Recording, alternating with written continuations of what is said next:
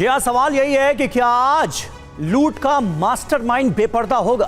राम मंदिर ट्रस्ट में फिलहाल बड़े बदलाव की तैयारी है। वित्तीय और प्रशासनिक व्यवस्था में बड़े बदलाव की तैयारी की जा रही है। ट्रस्ट का पूरा वित्तीय ढांचा पुनर्गठित करने की योजना पर काम चल रहा है। यह इस वक्त की अहम खबर है। वर्तमान बैंकिंग व्यवस्था की समीक्षा भी की जा रही है। 6 जुलाई को होने वाली ट्रस्ट की महत्वपूर्ण बैठक में इस बाबत कोई बड़ा फैसला लिया जा सकता है, बड़ा फैसला मुमकिन है, ये जानकारी मिल रही है।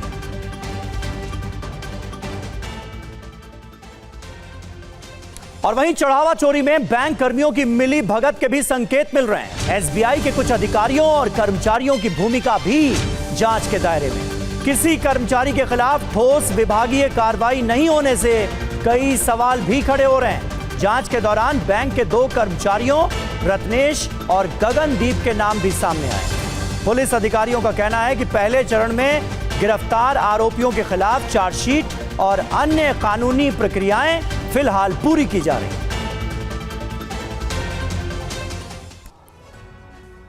तो राम मंदिर चढ़ावा चोरी की जांच का आज 23वां दिन है। 13 जून को एसआईटी गठन के बाद 26 जून को सवालों के घेरे में आए चंपत राय, अनिल मिश्रा ने इस्तीफा दे दिया। लेकिन अयोध्या में कल श्री राम जन्मभूमि तीर्थ क्षेत्र ट्रस्ट की बैठक होने वाली है, जिसमें बड़े फैसले लिए जा सकते हैं। इस बीच तफ्तीश कहां तक पहुंची, आइए जानते हैं इस रिपोर्ट में।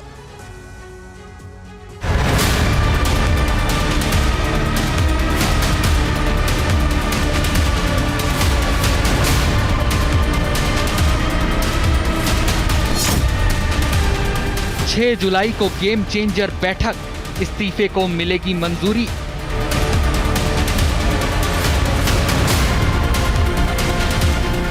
चढ़ावा चोरी का नया चैप्टर, आगे आएगा किसका नंबर? कई सवाल हैं जिनके जवाब खोजे जा रहे हैं। स्पेशल इन्वेस्टिगेशन टीम जांच का हर पहलू खंगाल रही है, तो श्री राम जन्मभूमि तीर्थ क्षेत्र ट्रस्ट भी कई अहम फैसले ले सकता है। मणिराम दास छावनी में 6 जुलाई को दोपहर 3 बजे बैठक होगी। राम भक्तों से छल उजागर होने के बाद पहली बार ये सभा होगी। बार बार उठ रहे इस सवाल के बीच राम मंदिर चढ़ावा चोरी का असली गुनहगार कौन है? बड़ी मछलियां कौन है? क्या अब तक की जांच पूरे मामले का सच सामने लाने के लिए काफी है? मंदिर ट्रस्ट भी इस मामले को लेकर गंभीर है। बताया जा रहा है कि 6 जुलाई की बैठक के एजेंडे में चंपत राय के इस्तीफे पर विचार किया जाएगा। अभी तक इस्तीफे को मंजूर नहीं किया गया है। अनिल मिश्रा के इस्तीफे पर भी फैसला होना है। ट्रस्ट की ओर से पहले भी लिखित जवाब दिया गया था, जिसमें इसका जिक्र था। इसके अलावा एसआईटी की अंतरिम रिपोर्ट रखी जाएगी। आरोपों के बाद मंदिर प्रबंधन की व्यवस्था पर चर्चा हो सकती है। इसके अलावा दान व्यवस्था, निगरानी प्रणाली पर भी बात हो सकती है। कहा तो ये भी जा रहा है कि जवाबदेही तय करने पर भी फैसला हो सकता है। सबसे बड़ी बात, ट्रस्ट में खाली पदों के लिए नामों पर विचार हो सकता है। चर्चा तो ये भी है कि ट्रस्ट की बैठक में बाहर का बड़ा आदमी शामिल हो सकता है।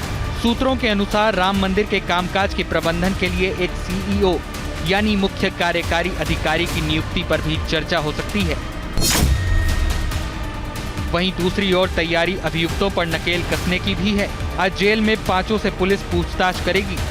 जिनसे सवाल किए जाएंगे उनमें शामिल हैं अनुकल्प मिश्रा, लवकुश मिश्रा, रामशंकर यादव उर्फ टिन्नू, करुणेश पांडे, मनीष यादव। जांच एजेंसियां चढ़ावा चोरी के मास्टरमाइंड तक पहुंचना चाहती हैं। बताया जा रहा है कि अभियुक्तों का कोई आपराधिक रिकॉर्ड सामने नहीं आया है, तो फिर चढ़ावा चोरी को अंजाम किसके कहने पर दिया गया?